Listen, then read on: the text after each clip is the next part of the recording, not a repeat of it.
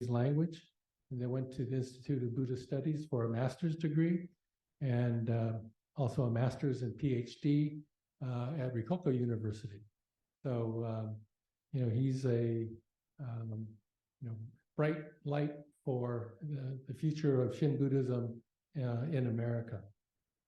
He also holds the Hokyo, rank of academic rank in Nishi Hongwanji. So he's really a treat to have him come and speak with us and for us to get to know him. And hopefully this will be amongst the first of many visits to Hawaii, especially since he now has family that moved here a couple of years ago. So we'll make him a local boy yet.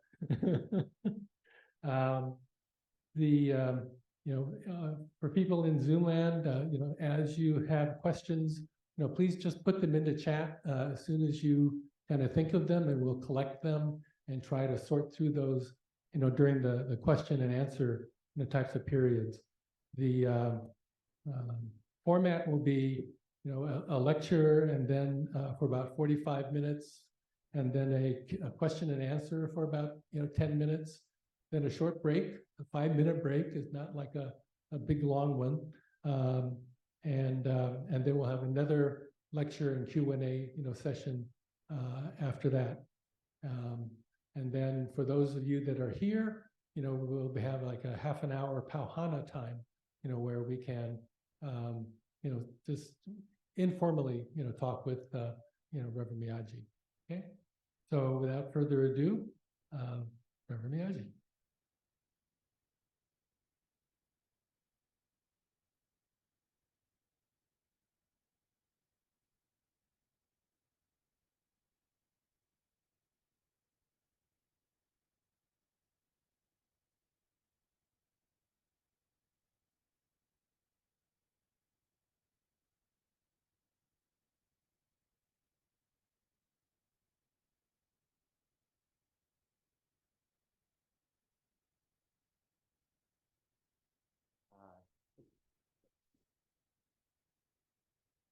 As this screen's kind of getting set up here, I just kind of wanted to take some time to thank everyone for allowing me to come to this Hawaii Summer Session.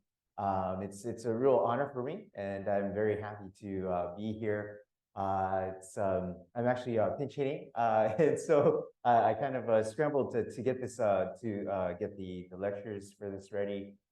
If you fall asleep during the lectures, it's okay. I'm totally used to that. Please feel free to doze off and just kind of relax. And I kind of like to talk about the few things that Shinran Shonin has written, and go through it kind of a little bit more. I guess you could say in Japanese, yukuri, a little bit more, slowly and methodically, to kind of address some of the things that Shinran Shonin has been pointing out, some of the things that have been kind of tucked away in his writings. And so that's kind of the approach. Some of, the format is kind of academic. It might be a little bit technical, a little bit too technical for some people's taste, but please feel free to ask me kind of any questions, and I will also be interjecting kind of my own personal anecdotes and kind of stories that might help to kind of elucidate some of these points a little bit more.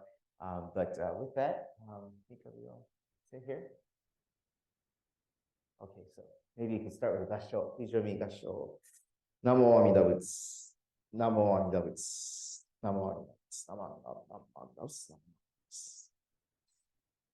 Thank you very much. So I'd also like to thank the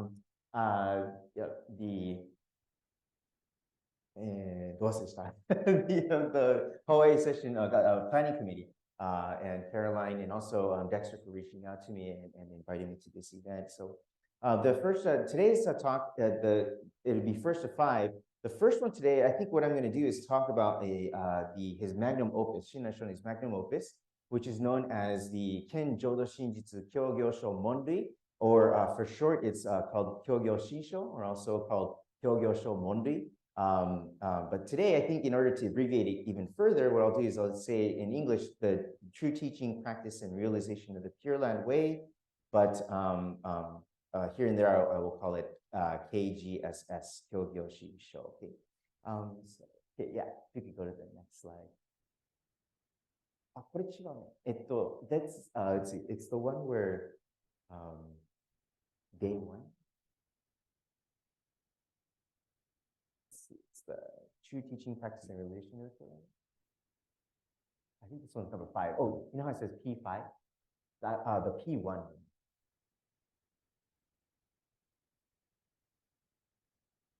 Yeah, I think it's this one. Yeah, thank you.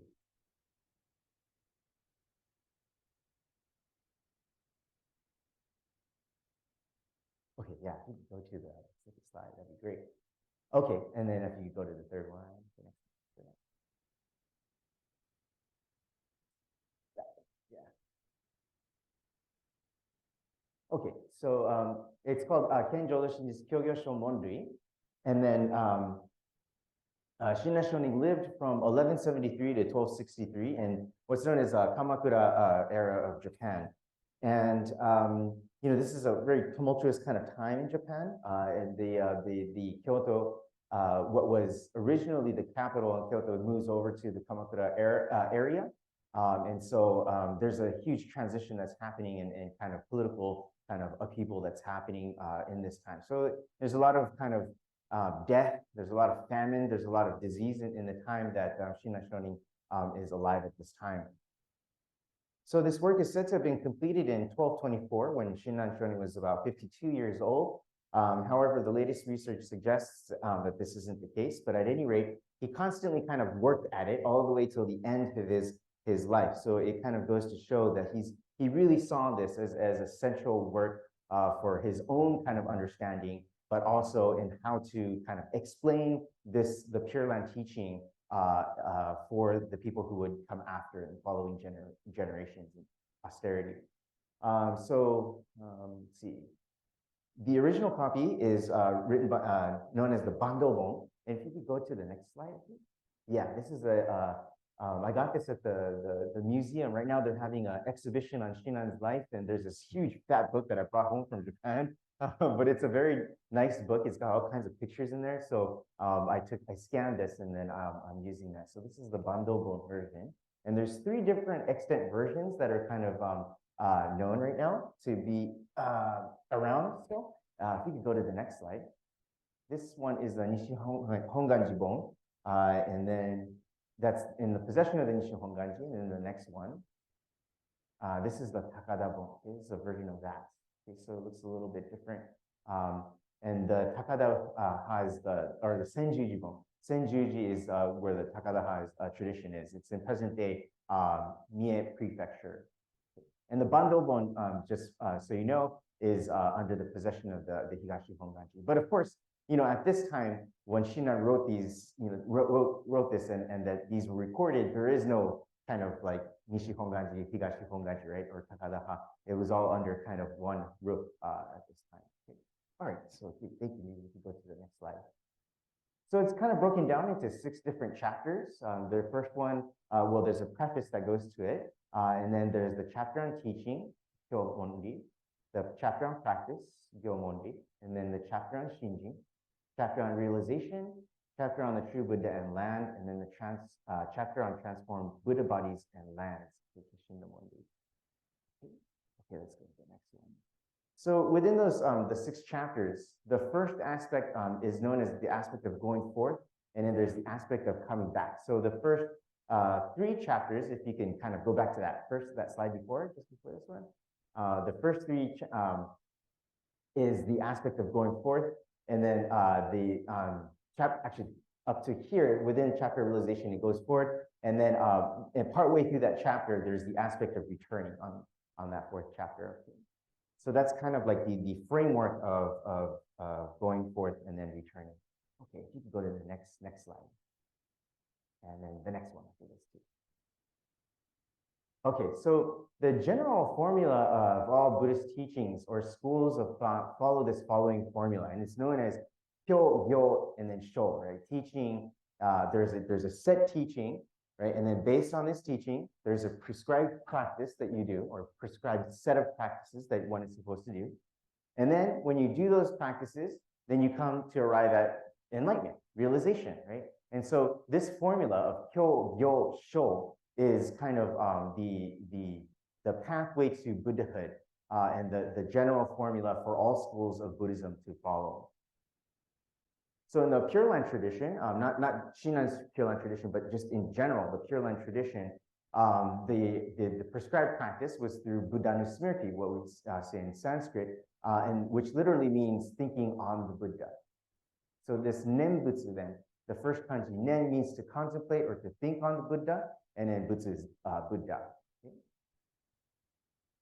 Okay, so this kind of an important thing that happens in the history of Pure Land Buddhism is that in China, there's this strong emphasis on visualization practices. So what you do is while you're in meditation, you are prescribed to think on the different aspects of the Pure Land and the different features of this Pure Land. But as time goes on, a person by the name of Shandao kind of switches the emphasis from visualization practices to recitative practices. And so the reciting the Buddha's name becomes kind of more of a popular because it's an easily accessible, easy to do practice.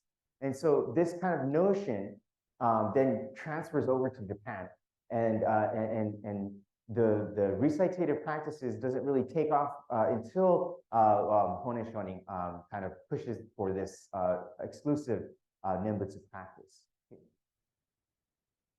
Okay, great. We can move on to the next slide. Let's see.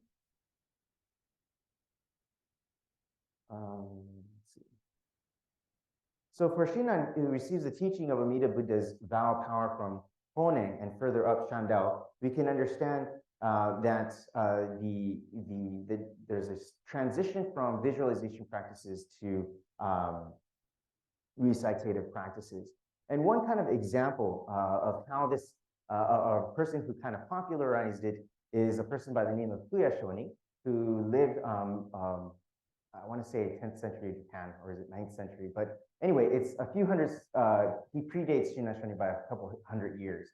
But already by this point in Japan's history, there's already recitative practices. And this is a very famous sculpture that's still in existence today. And if you look at, he's saying the Nembutsu, and in what each Nembutsu is, that's uttered is the Buddha that is portrayed here. So it's a little bit closer here. So that's what's being depicted in this sculpture. So Kyogyosho was very famous for walking in the streets of Kyoto and reciting the name of Amida Buddha as a method of practice. Okay, so this is kind of what that is showing. So something that I kind of want to point out here is that in our tradition in Jodo Shinshu, right, when we say Namo Amida Butsu, that is Buddha that emerges, that is then right there with us, right? So Namo Amida Butsu is Buddha, right? And so a lot of times people misunderstand this, but a lot of times people think that when you, if you open up the liturgy book, this is particularly in America, the Shin Buddhist service book, if you open up the book and it says Namo Amida Butsu, you look at the translation at the bottom, right? It says, I take refuge in Amida Buddha, right? Yeah. And so is that the way that it's translated here in Hawaii as well? I take refuge in Amida Buddha. But actually, that's not wrong, but it's not completely correct either. That's only half the story, right? And so the first half of the story is when I say Namo Amida Butsu, therein is Buddha, and so it should be Amida Buddha. The first half of it is Buddha calling out to me, take refuge in me, Amida. Okay, that's the first half of the story.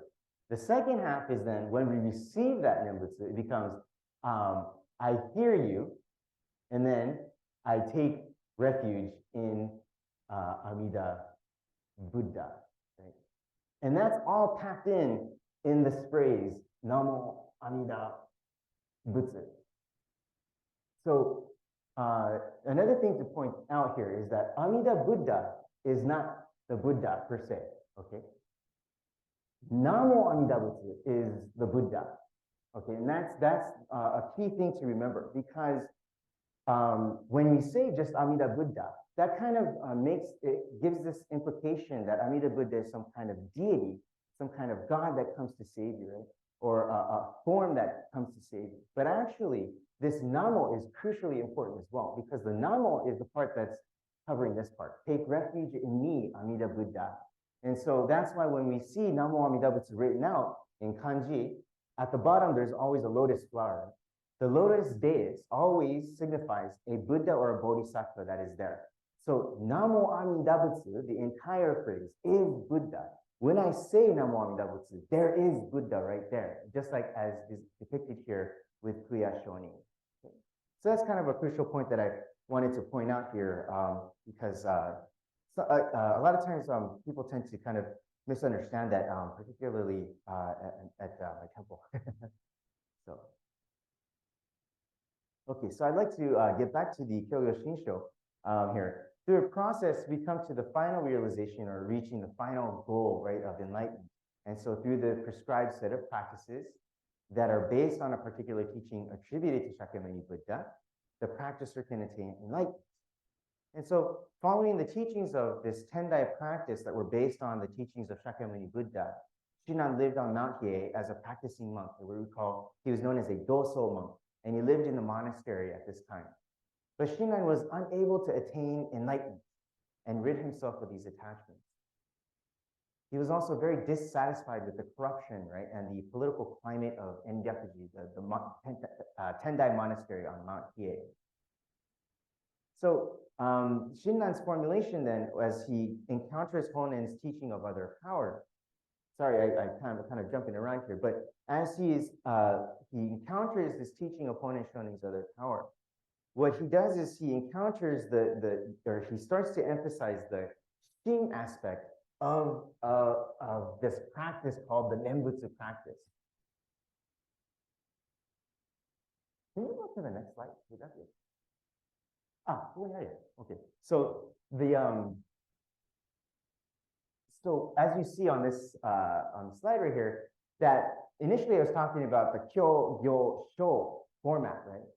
And so what Shinran does is he sees that within this Gyo part, within this practice, in other words, within Namo Amida Butsu, the efficacy of it lies within what's behind it, which is Shinji, right? And so then that becomes the new formula, becomes Kyogyo Shin Sho. Okay, Kyogyo Shin Sho. And so then the easy way to kind of remember this is like baseball. I don't know if you have baseball fans here, but the first base would be teaching, and then second base would be practice, third base would be shinjing, and then finally you come home, and that is the realization part.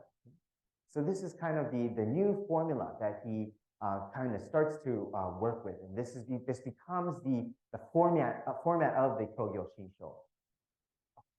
Go to the next slide. Okay, so just to kind of break it down a little bit more, each of the chapters that he kind of lists out it corresponds to a vow. Okay, a vow of the 48 vows. It corresponds to a certain vow. So the teaching is Bussetsu Muryojikyo, or what's also known as the larger sutra. So the larger sutra becomes the teaching, right? Okay, and then the next one, the chapter on practice, is based on the 17th vow. And if you look at the 17th vow, what that talks about is that all Buddhas will praise the name of Amida Buddha. They will all say the name. So you, as the practicer or as the participant, are also joining in this assembly of Buddhas and Bodhisattvas that are praising Amida Buddha. Okay, and so this becomes the basis for the chapter on practice. Moving on to a chapter on Shinjin, true entrustment. This is based on the 18th vow. And in the 18th vow, what's discussed here is that all beings, all sentient beings, if they hear my name, will then rejoice in gratitude and will say the Nembutsu. And so that is what becomes the basis for the chapter on Shinjin. And then chapter on realization is the 11th vow, which talks about all Buddhas will, practitioners of this tradition or this practice will reach the enlightenment. And then the 22nd vow, that they will teach and guide other sentient beings. So the goal isn't to attain enlightenment for yourself. The goal is to attain enlightenment, but then to come back to this world of the defiled, to teach and guide other sentient beings and bring them to the world of enlightenment, bring them to pure light. So then chapter 5, the true Buddha and land, discusses what are the features, the key features of the Pure Land. That's based on the 12th and 13th vows. And what this talks about is, the 12th is, it talks about the light of the Pure Land, the light symbolizing wisdom. And then the 13th vow symbolizing compassion, light, the infinite light. And so I'm going to move on to the next one, but I'll come back to that point soon. And then the Keshin Nokan, transform Buddha bodies and lands, is based on the 19th and 20th vows. So if I have time, I would like to get to it later, but the three vows pertaining to birth in the Pure Land is the 18th vow, the 19th, and the 20th vows. But these two are considered jiriki. These two are considered self-power. And then the 18th one, Shinan considers to be other power. Okay, and I'll talk about the difference a little bit later if we have a little bit of time. I do kind of want to return back to this, the 12th and 13th vows, which,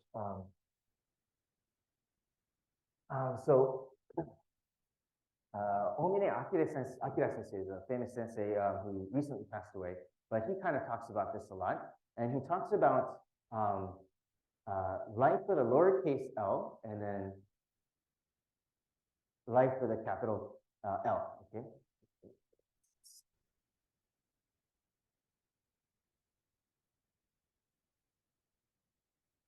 Okay, and we could actually put great here to try to create that difference here. But life with a lowercase l is each and every sentient being, okay? Each and every sentient being lives their own respective life that has their own blind passions, right? And they lead their own lives and creating their own karmic conditions. But what we understand is that what underlies all sentient beings, is this great life, It's a common denominator of all sentient beings, right? And we call that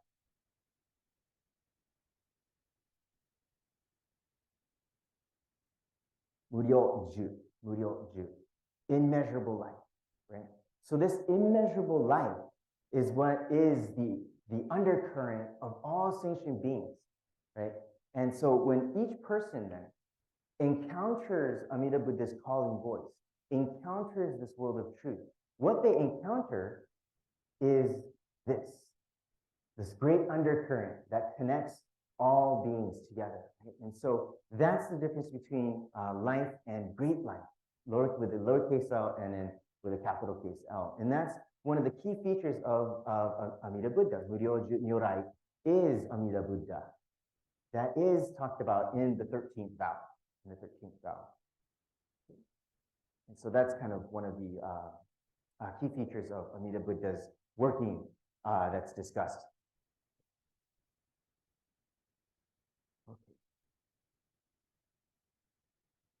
Okay, so maybe we can move to the next slide.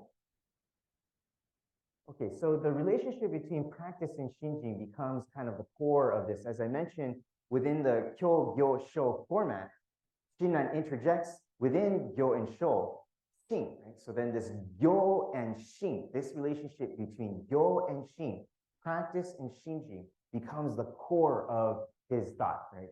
And that's his kind of unique contribution to the Pure Land movement.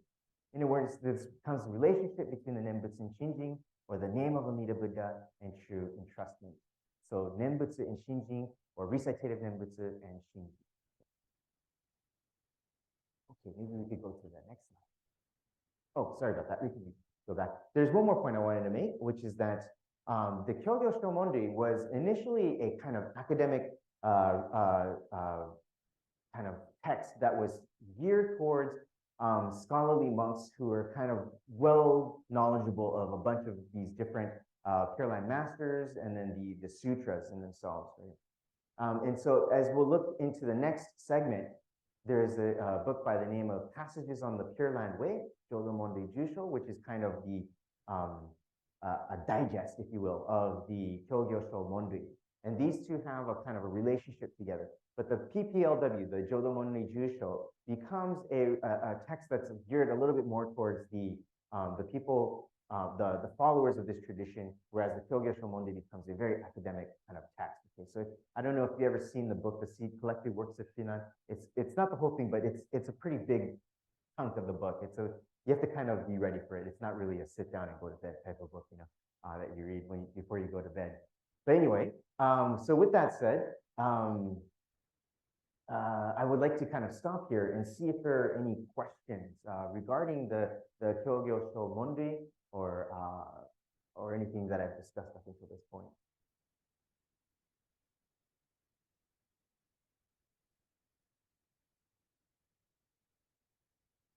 Okay.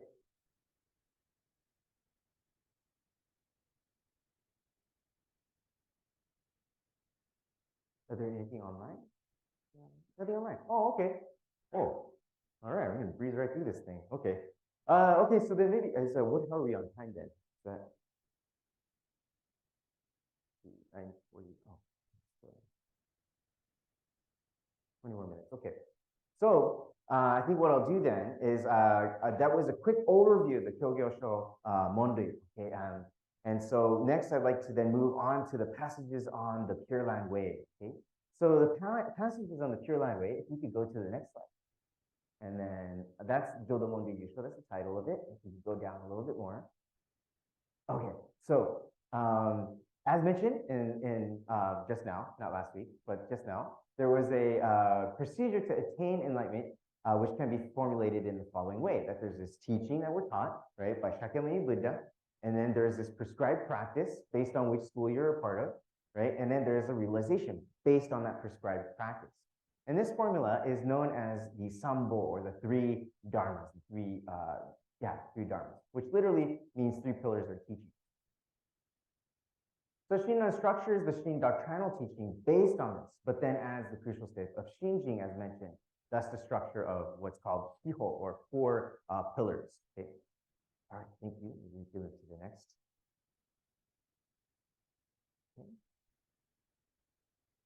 Okay, so let's talk about echo here. So this directing of virtue in other schools of Buddhism, and normally what's done is that you go to the temple, give like a certain percentage of tithing or a donation, right? The monk will then chant the sutra, and that merit that you accrue, or maybe it's the merit that you accrue through your own works, through your own chanting, you then can direct that merit to other people, right? To your family, to people who have died before you, or to people on the other side of the world who are suffering, or something like that, right? You can direct your merit, and this is a commonly done Buddhist practice. Recently, I went to a conference at Harvard, and there was people. I was representing IVS, and then there was a number of people from other Buddhist schools there, and they would have this beginning kind of, I guess, meditation session kind of thing. And so I'm just kind of sitting and watching, and what they say is, what one person said is, let us please state who you would like to direct this merit to, right?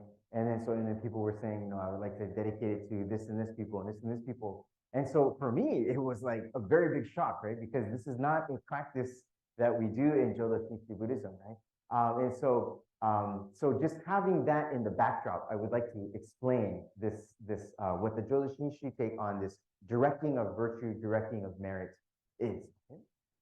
So in Shin Buddhism, Shinran's thought on echo is that, or directing of virtue, directing of merit, is that Amida Buddha directs virtue to all sentient beings. Thus, the individual does not initiate merit transference, but rather becomes the recipient of virtue, of that merit transfer. So when we say Namo Amida Butsu, within that name, it's all of the virtue, all of the merit transference is within that name already.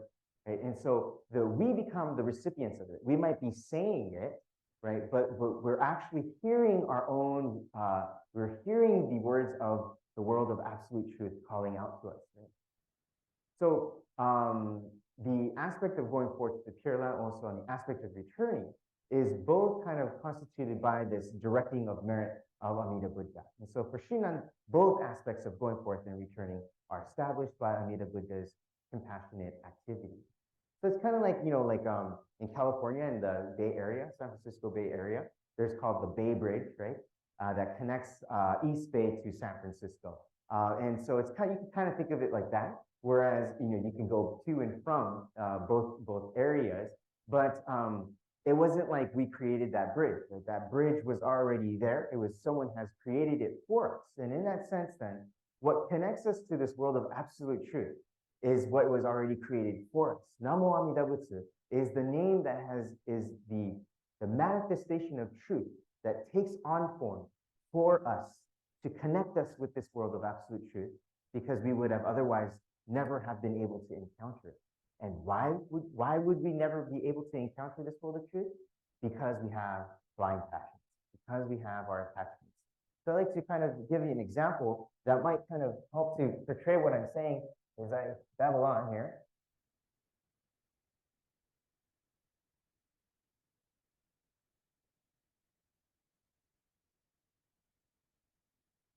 I like to draw stick figures, so I'll use this, continue. Okay, so imagine that this is the self, and we're living through life, right? And we create karmic action. And through our various experiences in life, we create this ball, this bubble, if you will, man in the bubble, right?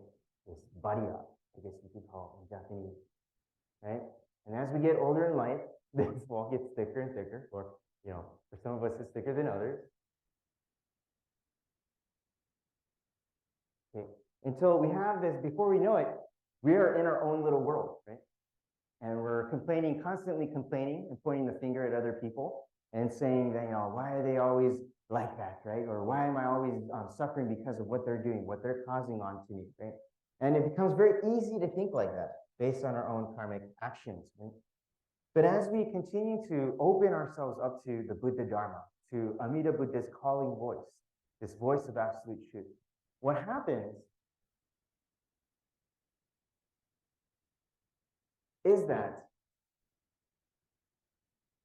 from this world of absolute truth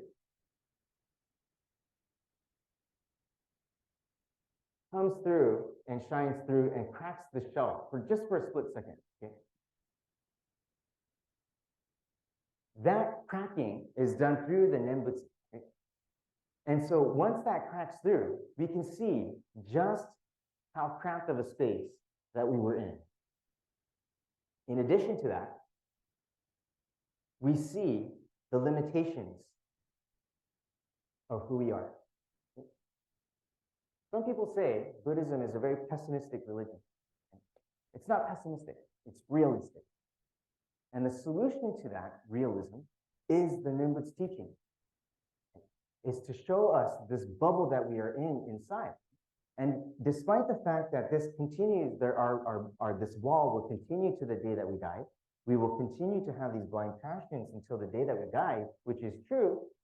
But all it took was that one moment, that one instant in which we realized this bubble that we were in, right? And that's all it takes. When we see that one moment, then we start to realize this is what's true. This is what is permanent. This self is not permanent. Only the Nembutsu is true and real, as stated in the Tanisho. And so that's kind of the man in the bubble, and the significance of Amida Buddha's calling voice can be kind of drawn out here in this picture, in this diagram.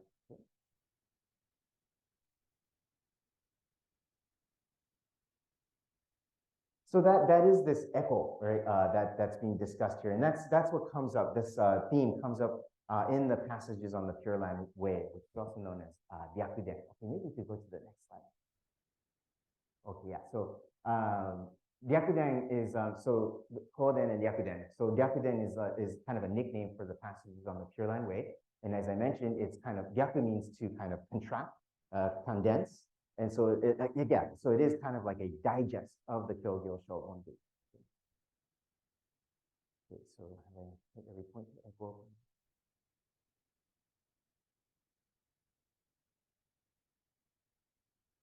Okay, so yeah, that's kind of the point. This last point here I didn't mention is that the aspects of going forth and returning had more to do with the framework of the Pure Land path, and this is why he put it in the beginning of the chapter on teaching. So in the Kyogyosho Monrui, the framework of the Pure Land, the aspect of going forth and returning, is kind of mentioned at the very beginning, whereas in the Gyakuden it's mentioned a little bit later in the work. Okay, thank you. Let's go to the next slide. So here on this part, we have the practice in Shinjin. There is the discussion between what practice in Shinjin is, and the name equals Nembutsu, which equals Namo Amida Butsu, which is the mindfulness, right? Mindfulness is kind of a key word that's being talked about a lot here in recent days, both in Hawaii, but also on mainland. We see the word mindfulness everywhere, right? Mindfulness.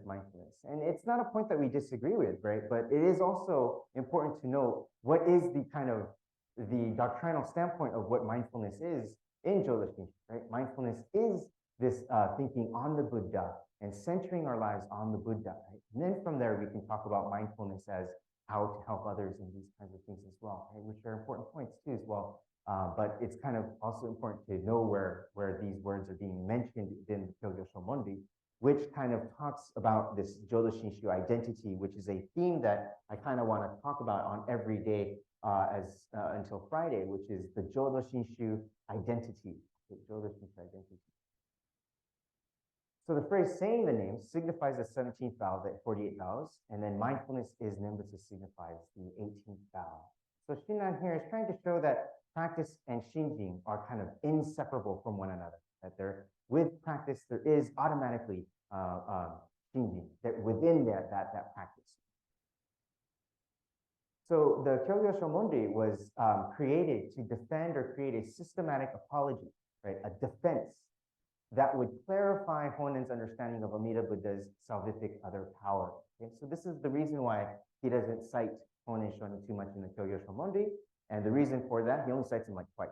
And the reason for that is because he wants to use other Pure Land masters to say, that's why Honen Shonin's right? But if you use that person's work, it's not really a strong defense of that person, for that person.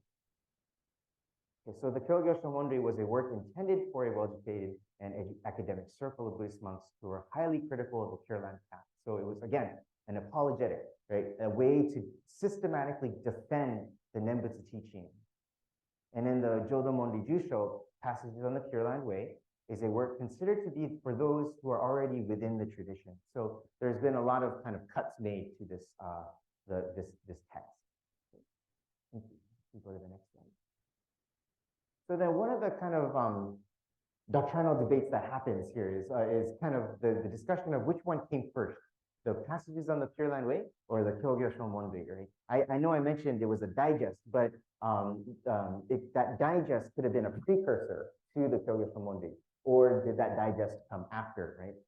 And so this becomes a kind of big debate amongst Shinshu scholars after Shinran's time. Okay, so maybe we could go to the next slide. So just kind of quickly, there's many arguments that are made for both sides, and the answer is still unresolved to this day. But I just kind of want to point out a couple things just really quickly. So the Passages on the Pure Land Way contains fewer citations and more commentary from Shinran himself. And then almost all quotations are cited in the Passages on the Pure Land Way are found in the Kyogyosho Monrui. And so these are kind of arguments that are made as to why the Passages on the Pure Land Way was written after the Kyogyosho Monrui. Okay, let's go to the next slide. So there are some arguments, however, on the other hand, right, that the Jodo Monrui Jusho, the Passages on the Pure Land Way, was written before the Kyogyosho Monrui. Okay. And so I'd like to talk about a little bit about those. If we look at the two titles of the Shoshinge, so this is something that I'd like to kind of mention here.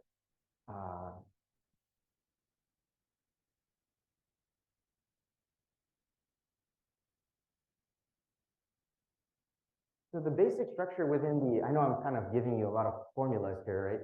But is first we have Nembutsu, okay? And I'll explain this in a little bit more detail later. And then there's Shinjin, or true entrustment. And then we have Nembutsu again. What? Okay, so this coming up? Okay, yeah. So this first Nembutsu again referring to the calling voice of Amida Buddha. Calling voice of Buddha.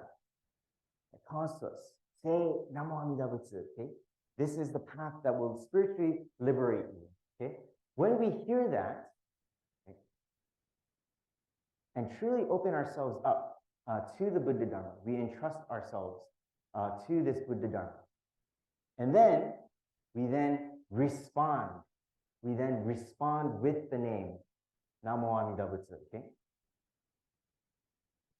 So this is kind of like one of the formulas, I guess you could say, Nembutsu, Shinjin, and then Nembutsu. And so then in the work, the passages on the Pure Land Way, and then within the Kyogyosho, there's two versions of the Shoshinge. I don't know if you're aware of this. Do you guys know the Shoshinge? The one that goes Kimyo, Muryo, Jigyo, that long one, the super duper long one. Anyway, there's two titles of that. There's two titles. Oh, sorry. Shoshin Nembutsu, yeah, and then Nembutsu Shoshin, yeah. Okay, and so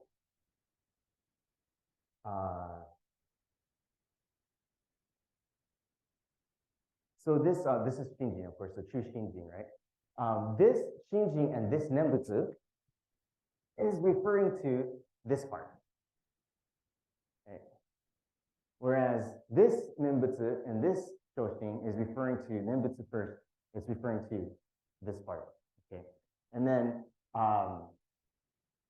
this one is written in the Kyogyosho Monrui. This one is written in the passages on the Pure Land Way. So the idea that some scholars are saying is that as a student of Honen Shonin who received the Nembutsu teaching, the Nembutsu was a little bit more important at this point in his life. And for that reason, the passages on the Pure Land Way came before, is the argument that's made. And then later on in his life, he started to emphasize Shinjin more. And so this Shoshin Nembutsu is this part that he's talking about. And so that's why this Kyogyosho Monrui came after the passages on the Pure Land Way. Okay? So that's the argument that's made there.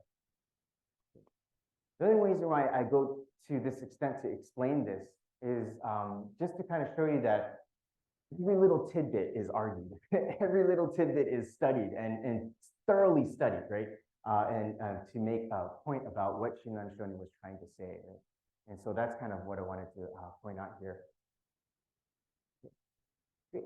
And then the second point here, oh yeah, okay, there's one more, if we can get to the, okay, so there's within the work, the Kyogyosho Monrui, this is kind of interesting.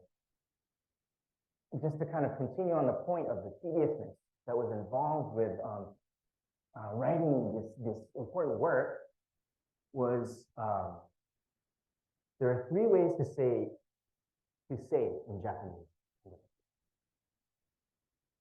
This one and this one. Okay. So there's you, right? You and you.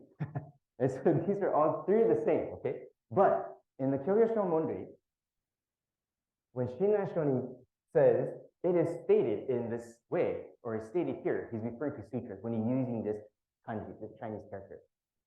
When he uses this Chinese character, it is referring to commentaries and treatises written by the other Pure Land masters. And then when he's referring to this one, he's using by commentaries. Oh, yeah. These are by bodhisattva, people who he considered bodhisattvas. And these are commentaries by other Pure Land masters. Okay? So there's a hierarchy here. This is one, there's two, and this is three. Okay? And so this is found in the Kyogyosho Monrui. but it's not found in passages on the Pure Land Way, this kind of hierarchical classification. And because of that, it is said that the Kyogyosho came after, because it is more his mature thoughts where he has had time to kind of classify things and put them in categories more clearly and distinctly. And we don't see this pattern coming up in the passages on the Pure Land Way, the Joyo Monri Jusho. And so that's another reason why a lot of people believe that the Kyogyosho Monri came afterwards. Great. Okay. Another kind of important thing to mention in this work is Shuse Hongai, if you can go to the next slide, which is the reason for Shakyamuni Buddha appearing in this world. According to Shinran, the reason for Shakyamuni Buddha appearing in this world was to talk about Amida Buddha and the path for spiritual liberation for all sentient beings. Okay? That's known as Shuse Hongai. So a lot of times I get this question: how come Shakyamuni Buddha is not in the Onaiji, right? And it comes up often, right? And the answer to that is he is in the Onaiji, right?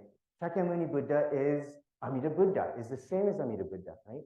Shakyamuni Buddha comes out as a different form who enters this world as Shakyamuni Buddha, but attains the same enlightenment. And this comes up in the larger sutra in the very beginning, before even the Sambutsuge. Ananda asks Shakyamuni, "You look so glorious today, wonderful, what's going on with you?" And it turns out that Shakyamuni Buddha was in what's called Nembutsu Zammai, Midat Zammai. He is one with Amida Buddha. And after he is one with Amida Buddha, he says, "Ananda, you did good to ask me that question. Let me tell you about Amida Buddha." And then he goes into Amida Buddha's story, right? But it is that moment of oneness, right, that he's talking about that. And that's depicted in the Onaiji. Another answer to this question is the scrolls that you see. Some of the Onaijis have scrolls in the very middle of the plates. I don't know if your particular temple has that. But the scrolls are also the words of the Buddha, right? The words of Shakyamuni Buddha that are being represented within the Onaiji. So Shakyamuni Buddha is in the Onaiji, okay? And so sometimes I've heard of people actually putting a statue of Shakyamuni Buddha in the Onaiji, right? But you know, from a doctrinal standpoint, we have this point, Shuse Hongai, right? Shinran Shoni is pointing out that Amida, according to Shinran Shoni, right? Shakyamuni Buddha is appeared in this world to talk about this story of Amida Buddha. So that is kind of an important point to kind of emphasize, I think, especially here in this country where a lot of people kind of criticize us, criticize the Jodo Shinshu tradition for neglecting Shakyamuni Buddha, when that's totally not the case, right? So that's kind of another point. Okay? So let me go ahead and stop here and see if there are any kind of questions or comments or things that kind of came to mind for you as you were hearing this talk.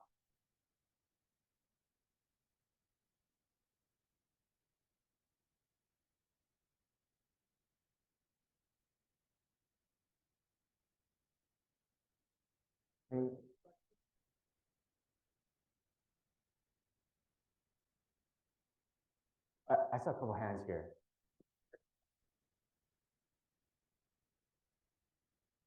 So, You had a question? Muneta Sensei. Hi, Muneta Sensei. When you were talking about, yeah, I'll ask a question. Okay, got it. Thank you.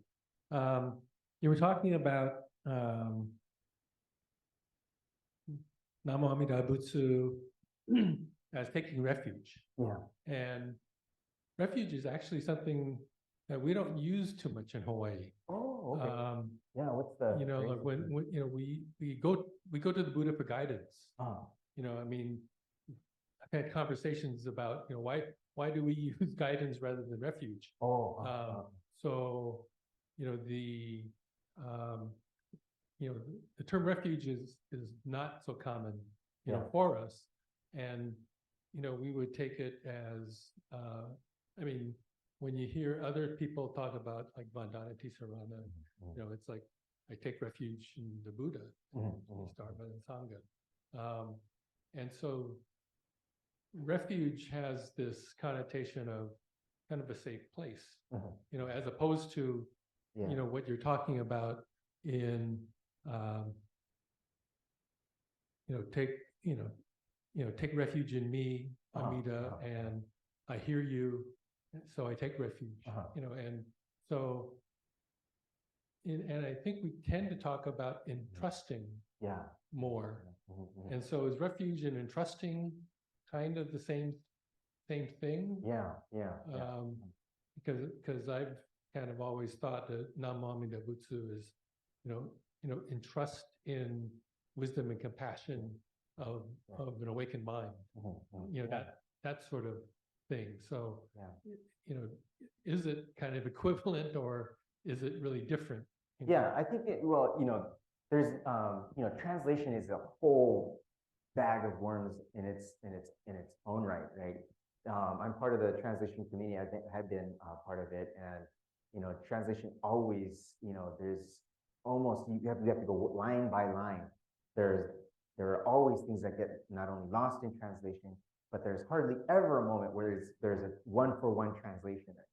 And so entrustment or refuge, I think these are, and with the guidance, I think these are words that can be interchangeable. Well, there's a lot of common ground between these words that we can use those words in our arsenal to explain what is happening in this relationship between the sentient being and Amida Buddha. And so it's not to say that one is the perfect one. I think we might have to kind of rely on these different terms to be able to accurately depict what Shin Shonin was trying to show.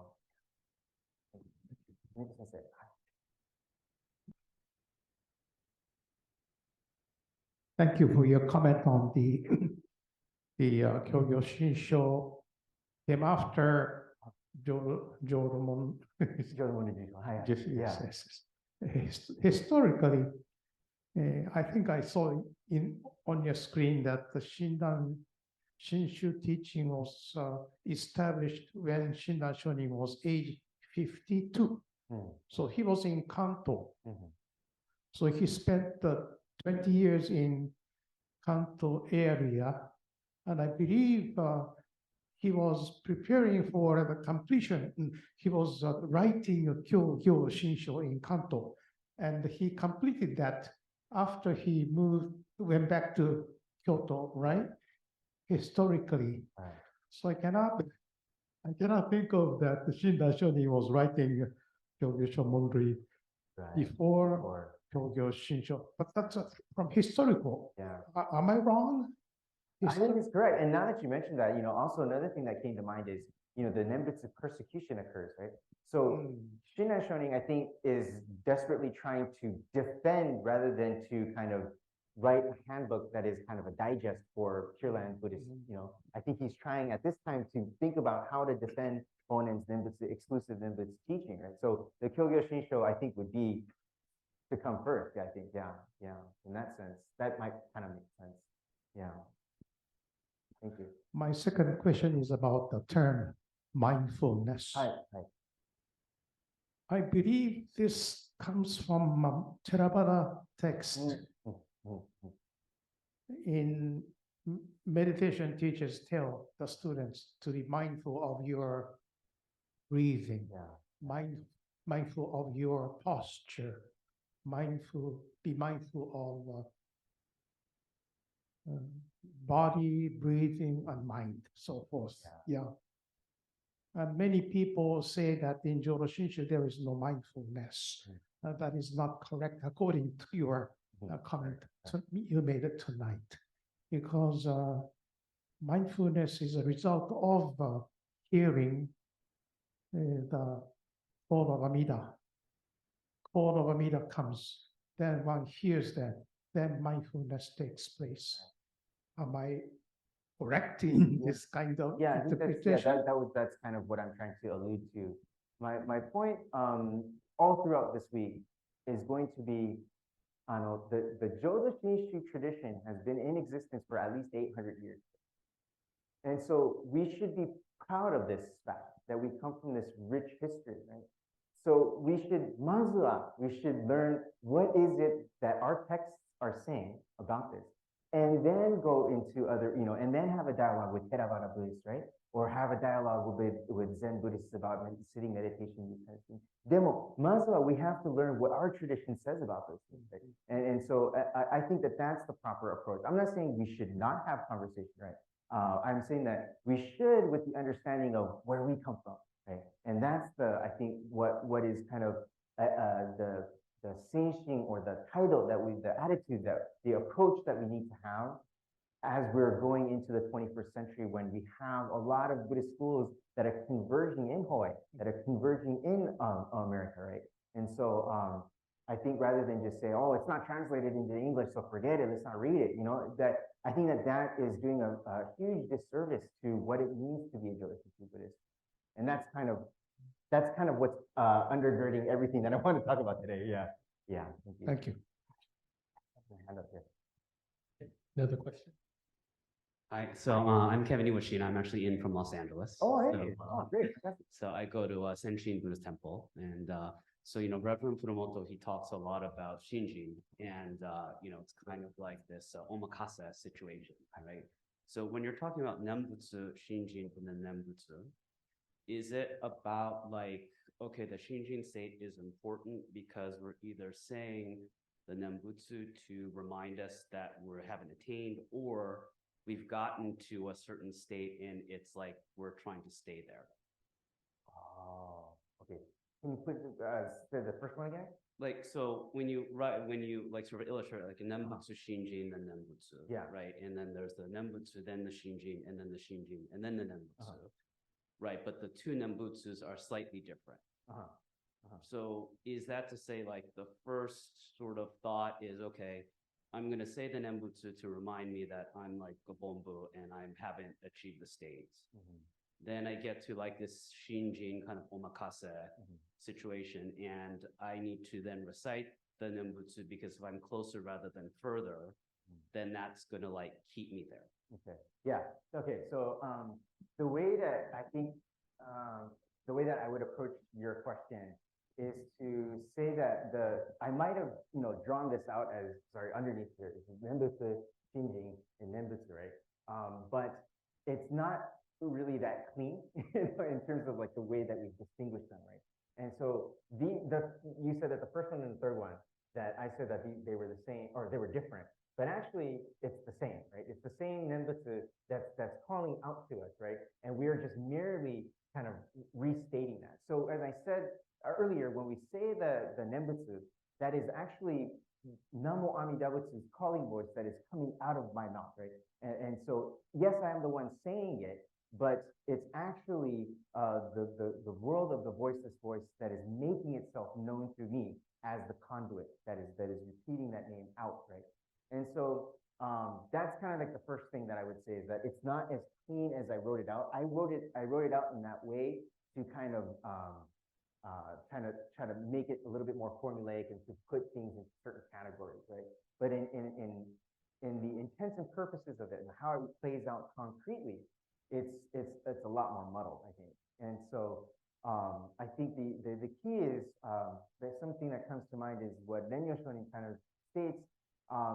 He has one of his disciples come to him, and the disciple says to him, I have a real problem with the Dharma talks, and then he says that every time I come to your Dharma talks or I go to a Dharma talk that a minister talks about, they're wonderful, they're splendid, they make so much sense, and I think to myself, oh yeah, I got it, this is what I'm a part of, and this totally makes sense. But as soon as I leave the Hondo doors, everything goes out of my mind, and I forget everything.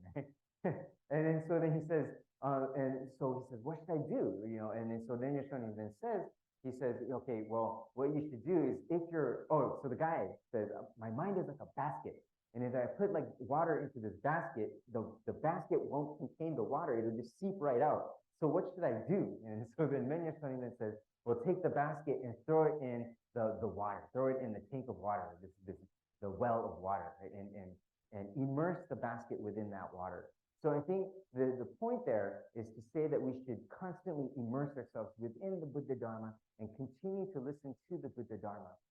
Because as I'm going to point out later on in the week, Shinjin is a topic for study and discussion, but it's not something that like, it's not like a trophy that we can have and say that it's us, right? It's an occurrence that happens. And so whether we know it, when people say, I have Shinjin, that is actually kind of really besides the point. It doesn't matter whether you have it or not. It's not up to you to decide whether you have it or not. It's more about constantly having this approach of wanting to listen to the Buddha Dharma, placing the principle of infinite wisdom and compassion at the center of our lives. And that's I think the more appropriate approach to answer that question. Sorry, I kind of went roundabout. Yeah, Okay. Welcome back, everyone. We have the Zoom room back open again, as well as our in-person. And so we will start the second lecture and then afterwards go into Q&A. There's plenty of questions that are bubbling through now. Sure.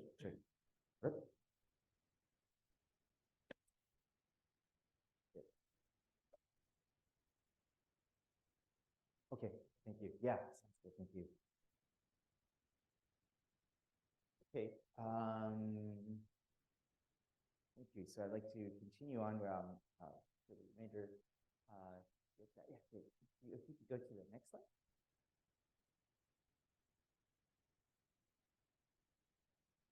Okay, so what are the key features that comes up within Jodo Shinshu, but also within this work, the passages on the Pure Land Way, is the following quote, which reads, the Tathagata directs this pure, true mind to all sentient beings. It comes up in a couple other places too. Can you go to the next page? I think I might have. Okay, so this first one, this is two different pages, but this first one here says, the Tathagata directs this pure, true mind to all sentient beings. Okay, and then another one on a separate page, and the Tathagata directs this joyful trust that is pure, true, and real to all sentient beings. So we get a clear kind of sense of what Shinran Shonin is talking about here, which is that this mind of purity, shishin, right? The sentient, sincere mind, is given to all sentient beings. And that is the Nembutsu, the mind of wisdom. So one of the phrases that I kind of been using lately is that within Shinjin, Amida's mind and the mind of the sentient being become one. The sentient being receives the mind of wisdom and to see reality as such within that moment. And so that's kind of one of the things to kind of note within this discussion. Another one is this dynamism of the working of Amida Buddha's great wisdom and compassion. So if we can imagine that there's this body of water that's like the ocean, the Pacific Ocean or something. But and let's just say for the sake of argument that this one body of ocean is kind of concrete. What's the word? Substantial or one. Okay, but it's static. That's the word I was looking for. Yeah, here you go. Static. Okay. It means it's not moving. Okay. So just I know the waves are moving. If you get technical with it, the analogy doesn't work anymore. Just imagine it as one body of water that's not moving. But this then converts over to then the crashing waves, right? And in this sense, then this body of water that was concrete and static at one point, then it becomes dynamic. So static versus dynamic. This is a key feature of Amida Buddha's working. Right? This is analogous to wisdom, prajna. Okay? Wisdom converts into compassion. Whenever you hear the word compassion, you should always think of movement, dynamism. And dynamism, like, I don't mean like dynamic duo or something, right? I mean dynamic as in it's moving, That's why when you, as all ministers were taught this, right? When you look at the profile of the statue of Amida Buddha, right? It's leaning forward a little bit. If you look at from the side, right? And the reason why it's leaning forward, first of all, it's always a standing Amida Buddha. The Buddha that we have designated as our Gohonzon, as our central object of reverence, is always a standing Buddha, standing. And when you look at it from the side, the standing Buddha is actually leaning forward a little bit, and that is to show that Amida Buddha comes to you. Normally, what we're taught is that we have to do the prescribed set of practices to get to enlightenment, right? And so Shinran Shonin then, that's what he tries to do. On Mount Hiei, he tries to climb up this mountain through the prescribed set of practices to get through the clouds of blind passions, to get to enlightenment, to see what the world of absolute truth looks like. But he's unable to get past the clouds of blind passions, right? So what does he do? He gives up.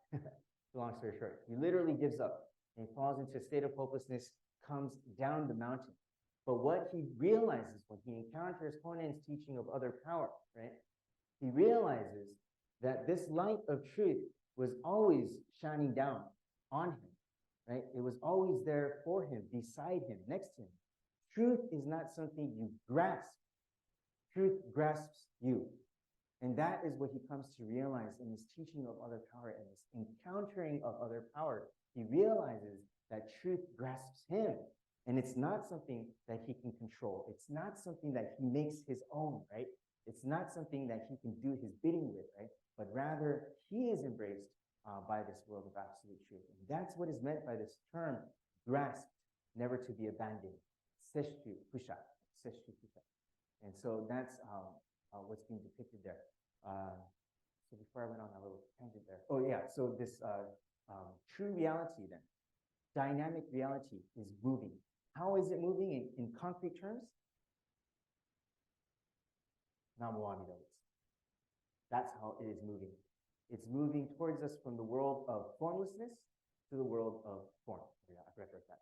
This is formlessness. To the world of form, the world that we live in, right? The world of dualistic thinking, in other words. So this world of absolute truth comes to us in form, in this world of delusion, and makes itself known to us as Namo Amida Butsu.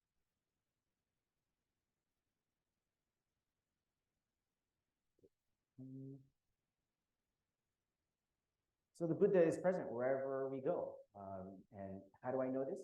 Because when we voice Namo Amida Butsu, there is immediately the Buddha before us. The Buddha is not a god. The Buddha is not a deity.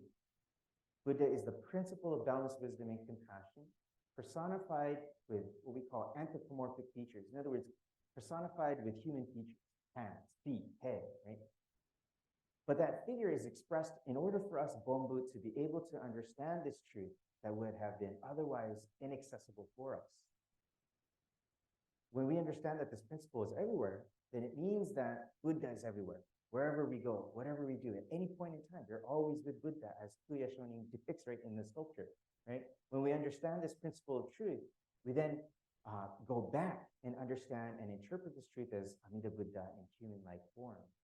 And this is why when we say Amida Buddha embraces every sentient being just as they are, that phrase doesn't sound weird, right? Why?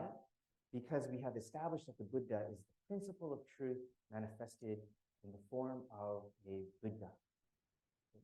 So I like to kind of give an example of what this can look like and how this kind of theoretical explanation can come to life.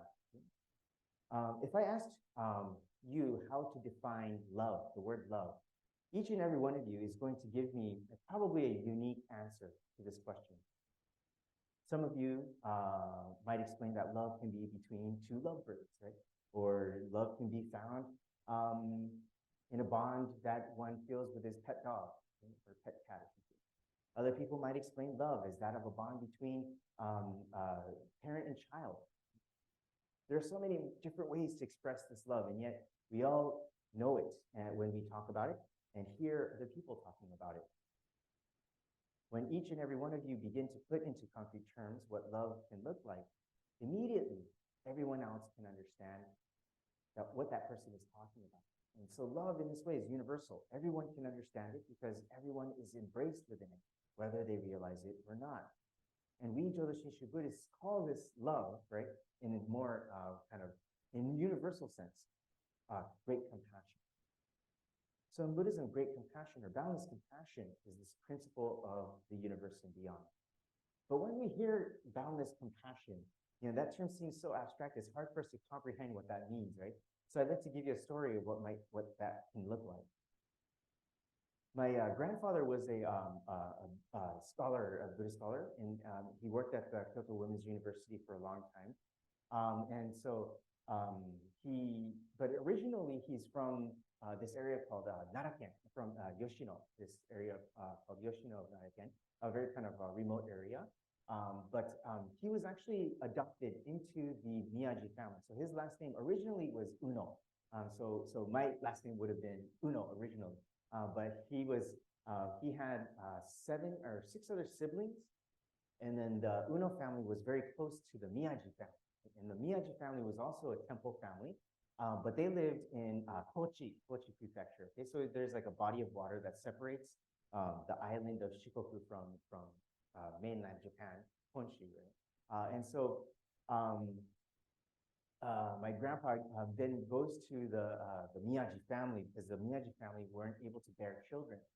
And so, through like lots of persuasion and asking, the Uno family relented, and then they gave, one of their sons, one of their child to the Miyaji family. And so the mother, the Miyaji mother, she was very she loved her son. She kind of doused him with love and then like pampered him a little bit too much, right? And then she loved him every time, and she loved him very much. And so every time he would go out of town and he would come back as an adult, like from college or something like that, he would come back to visit. She would see him at the port, right? And she would always say, "Oh," the first thing that she would say would be, "When's the next time you're coming home?" It wouldn't be, "Oh, how was the trip?" Right? It was never like, "Oh, are you tired?" or "What do you want to eat?" or these kinds of things, right? She would always say, "When are you coming back next?" Right? That's what she would always say, right? And so she would kind of always be waving very big at the port too, right? And so he was kind of embarrassed to see that, and then he went off to war. And then when he came back from the war, because he was conscripted into war, when he came back, she would, always say, "Oh, she was always excited and loved him very much, right? And so she kind of passes away, not because of the war. I think it was due to natural causes. And her ashes are cremated and they're left at the temple that in Kochigen. And so when World War II happened, Kochigen was pretty much left kind of untouched. However, there was one bomb that dropped on Kochigen, and apparently it was by accident. And then the other thing was that it just so happened to land near the temple that my grandfather was at, the family temple. And so the temple burned down, and so it was burned to the ground. And then the Sangha then, asked, my grandpa, "Do you want to rebuild the temple? Right? Do you want to rebuild the temple?" And then so he says, "Oh no, I kind of want to go the academic route.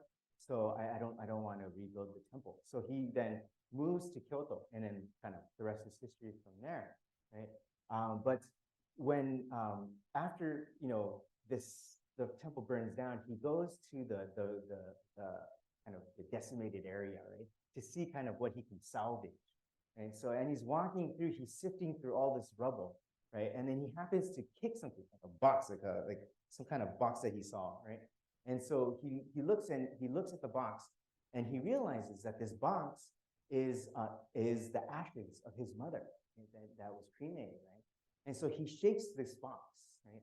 And he shakes it, and he hears a sound, right? Like a bones like moving around. And I don't know how it is in Hawaii, but in America, people kind of hear this and like, what? Why do they hear bones? It's morbid, right? Or something like that. Because in America, they pulverize the bones completely down to a dust, right? So it's just complete ash, right?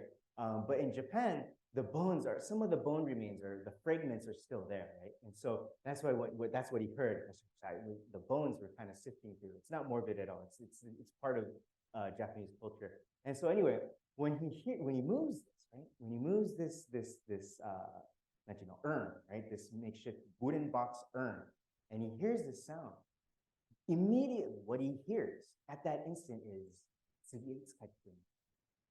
hears, "When's the next time you come home?"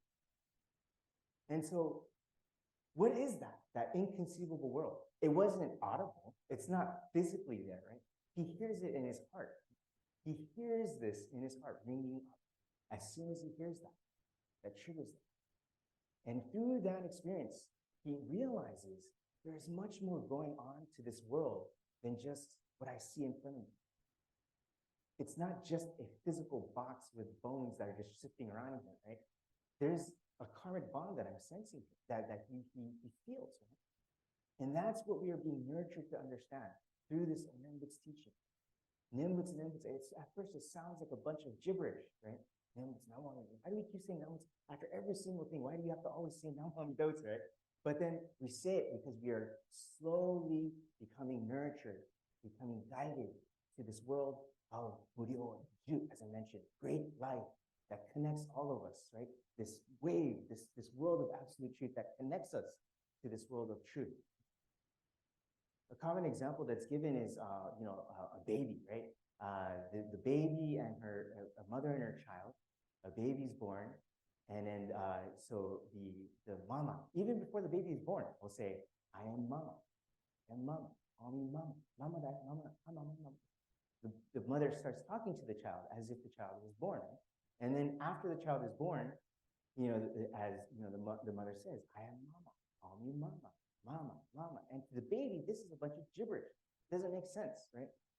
But over time, this baby starts to understand and associate the word mama with warmth, mama with love, comfort, right? Being embraced. And then responds by saying, "Mama, mama, mama," right? That's the same thing that's happening here with the Nimbutsu Shinji Nimbutsu thing, with the Nimbutsu teaching. Right? We're being called upon by the world of truth. And at first it sounds like a bunch of gibberish, right? And it's like, well, you don't right? Sorry.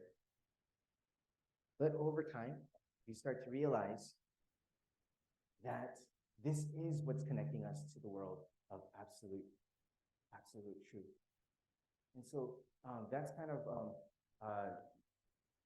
one thing that I wanted to mention about our relationship with this world of absolute truth. So just to continue off with this of my Oji-chan story there, every one of you is going to have your own story as well. Right? It might not be your mom. It might be through your pet dog. Or it might be your spouse. It might be by yourself when you're walking on the beach and you're seeing the setting sun. We don't know. It's based on your own unique karmic background, your own unique karmic condition that you were going to encounter this truth. But when that happens, you'll be able to share that story. And that is what I'm kind of alluding to here with this Jodo Shinshu identity, right? That we have to open ourselves up to the Buddha Dharma, and that these aren't just movements we're just doing just to do it because our otosan and okasan, our parents told us to do it when we were little kids and we're just going through the motions of Sunday services. We have to engage with this teaching. And then when we start to engage with this teaching, we start to realize through our life experiences that this teaching is true. Shakyamuni Buddha, at the end of his life, says, "Do not rely on me, rely on the Dharma." If you rely on the Dharma, right? He says, "Don't rely on me. Make a light upon yourself, right? Rely on yourself, right?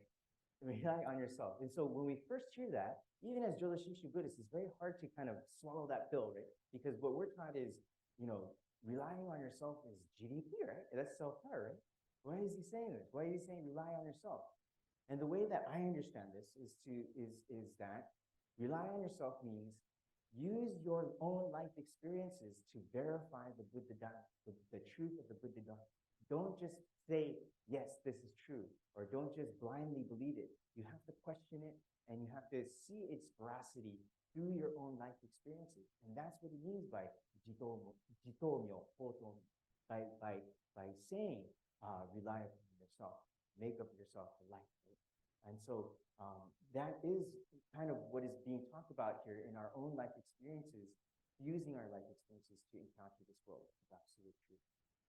So with that, I'd like to close today, and I thank you for kind of coming along with me in these some of these technical kind of explanations of the Kyogyosho Monbei as well as the Jodo Monbei Jusho. But I kind of wanted to kind of delve into it a little bit more deeply than usual because, at what other time do we do that, right? We don't do that at a Sunday service, right? Actually, as a minister, there's a lot of things I can't talk about, right? Because, there's a wide demographic here. I'm going with, talking to kids 6 years old to 90-something years old, right? I have to find the median, right? And in all the meanwhile, I have to say a couple jokes here and there, right? Keep it interesting, right? So when do we really kind of look into the works of Shinran, right? And it's moments like these that we were able to do that. Hopefully, I was able to kind of to bring forth and show you, the depth of this material, this source material, and that it's very important for us to learn this, and also so that we feel this sense of identity of what it is to be a Joshi Buddhist in today's day. And with that, I'd like to kind of close and then see if there's any kind of comments or questions. Oh, yes. So, okay. So how does your foundational presentation about Shinran's writings become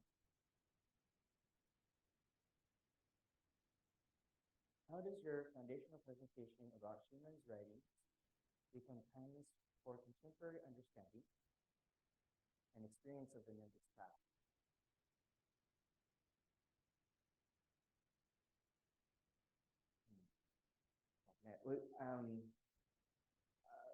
That was kind of with the examples that I gave today. The waves here, the water example, right?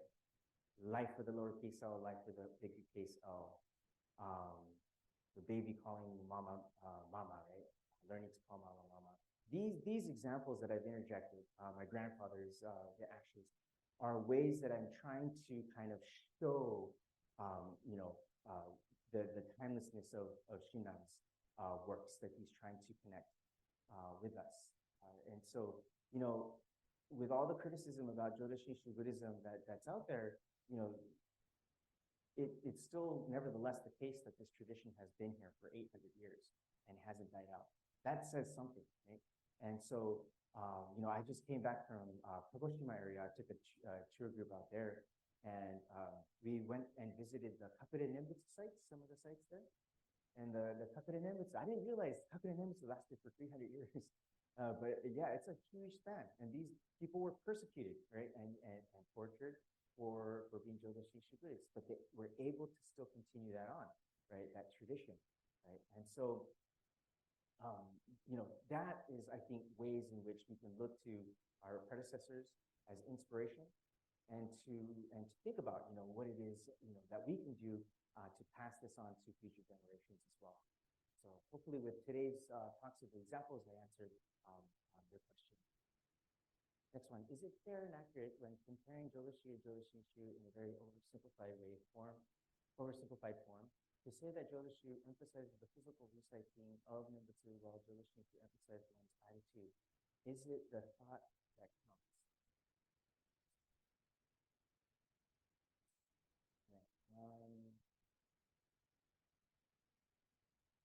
Yeah. Okay. Well, I apologize if you got the impression that I was oversimplifying the Jodoshu tradition. That wasn't the intention. The intention was more of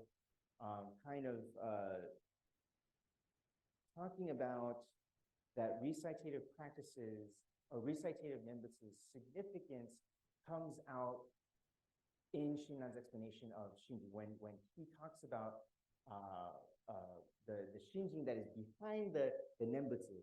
That was his attempt at defending Honin's teaching, right, that we see. And so the recitative practice wasn't for the sake of just staying and practicing the name, right? But that Shinran emphasized the encountering of the truth through the Nembutsu, and i.e. Shinjin, is what he saw as the significance behind the Nembutsu phrase, the Namo Nembutsu. And so that was kind of the intention of explaining the recitative aspect with Shinjin. Hope that answers your question.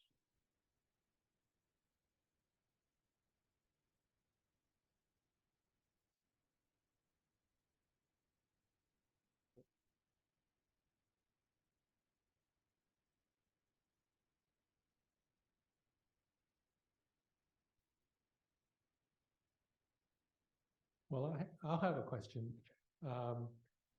When you were talking earlier about the, Nembutsu, Shinjin, Nembutsu, kind of phases.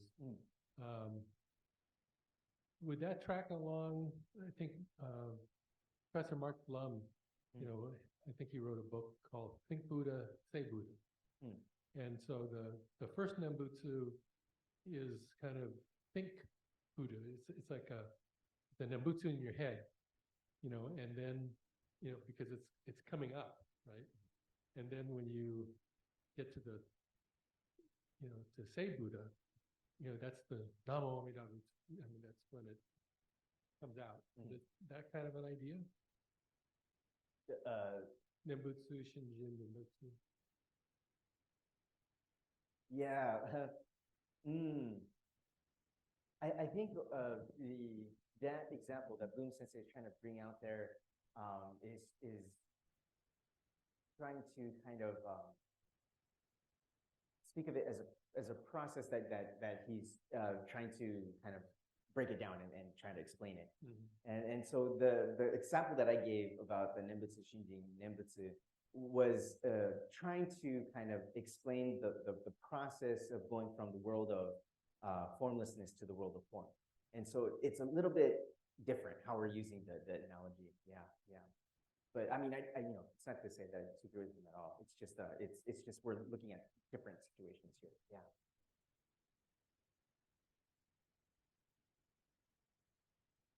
Any online chats? No? Okay. Oh, there's another question here. Was your grandfather Capoeira? He came to BSC several times. Very well. Oh, thank you very specific. Yeah, that's Capoeira is my grandfather.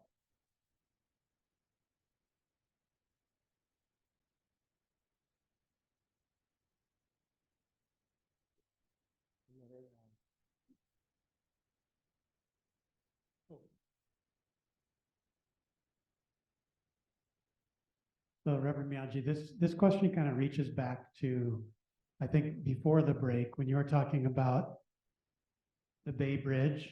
Oh yeah. Okay, and also the being in our own world and kind of the cracking through. So, and the Bay Bridge is kind of like cracking through there. I guess that's kind of our way out. That's one way to get a glimpse. So I guess what I'm wondering is, in our teachings, and we think of that as maybe one of the best ways for large numbers of people to have access. But do we, in our tradition, what do we think about potential other ways? Are we just sharing a way that we think works particularly well for a large number of people? Or are we thinking of it as that's kind of the one way, and you may not encounter it, everyone will use it upon death and go to the Pure Land. But in this life, that's kind of we can awaken to it in this life. Or do we accept that there's many other ways too that may work for others? So I guess if I'm understanding you correctly, it's you're saying is the Nembutsu the only way to this world of truth, or are there other paths to that truth? Is that? Yes, that's, if you could answer that. Yeah, how do we think about multiple ways? Yeah. Okay.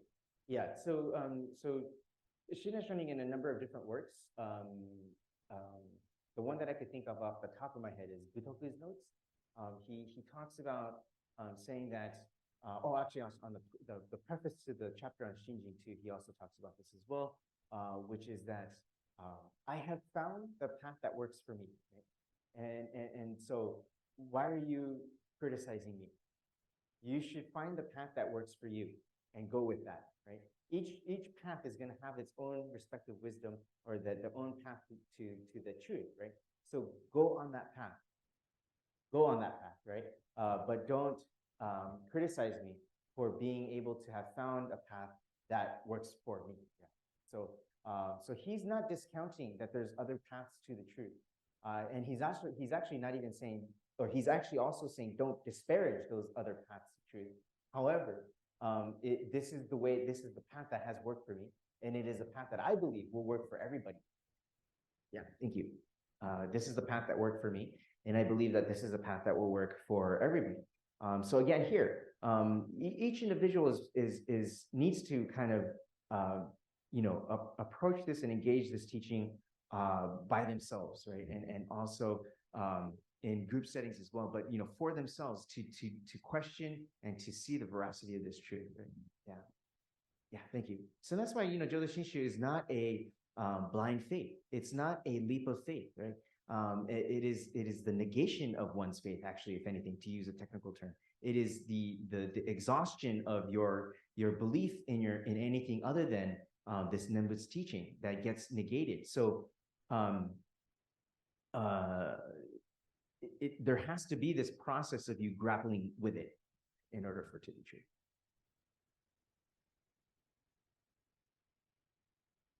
Are there any other kind of questions or thoughts or comments? I'll have one more then, Sure. if nobody else is bringing anything up. I think in the first talk, you were saying that our Shin practice is Nembutsu. Now, the idea of practice has been always a little controversial about we have no practice because that's other power. So the context, of course, is not we practice for enlightenment, but our practice. If we were talking to other Buddhists and they ask, "Well, what's your practice?" I guess we would say Nembutsu, and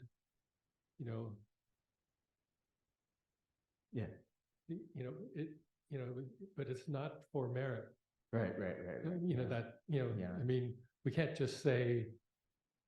I mean, I guess we could just say Nembutsu, but it would be kind of a misunderstanding in communicating to them what they're actually asking, right? So the way that I would answer that question is, I would say it's the Nembutsu. That is the practice. Of course, in the back of my mind, I know that there's much more of an explanation that's needed there. Is there an eraser somewhere? Oh,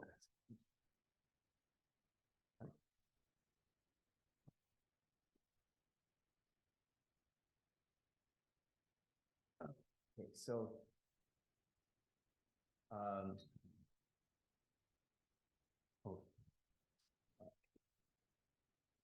Shinai Shonin uses the word great practice. Okay, so from a purely doctrinal standpoint, I'm gonna just answer and then go from there. So this great practice, this dai, it shouldn't be overlooked. And great is what he's signifying here is that it's not my practice. It's Amida Buddha's practice. And that it comes from the world of truth. So like great compassion, great wisdom, great shinjin. Those are all signifying that it's coming from the world of truth, right? So this great practice then is Nembutsu, and it is the practice of Namo Amida Butsu that is given to me, right? So to answer the question, the practice is Nembutsu is not wrong, right? But it's not giving the whole story, right? In terms of how we understand it, but it is answering the question, which is that the practice is daigyo, right? It is daigyo. So where we have to be careful of is saying that we don't have a practice, right? Because when we say we don't have a practice, then it implies that this doesn't exist. But Shinai Shonin is very clear on the chapter on practice by saying that we do have a practice. That practice is daigyo. It's not the practice that we would normally understand it to be, which is that it's something that one has to engage in order to attain enlightenment. But nevertheless, that practice is still there, right? And so that's kind of the way to, I think, approach that question. Yeah, thank you. Okay, we've reached 8:10, so that is our formal ending period. So thank you very much for our first evening of the summer session. Night number 1 is How, and so we'll be signing off on our Zoom room, and our in-person room will kind of stay open for another 20 minutes or so if you'd like to informally, chat with Reverend Miyagi and you're too shy to ask him a question, but we will, just have what we call a pahana, kind of time. Okay, so thank you very much for attending this evening. Thank you, Reverend Miyagi. Thank you, Derek and Dave and Caroline, Bishop Matsumoto, and we'll see everyone tomorrow night. Please come. For those of you in Zoom land, please consider coming on down, because Thank you, Reverend we Miyagi. have room.